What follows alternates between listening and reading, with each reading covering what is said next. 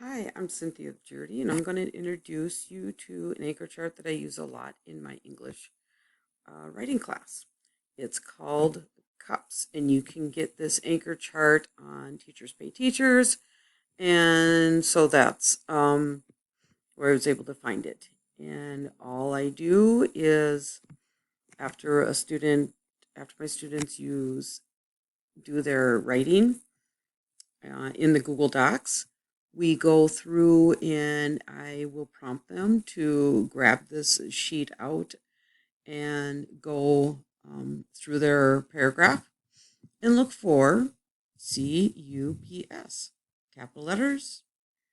Does the sentences make sense? Did they include a punctuation?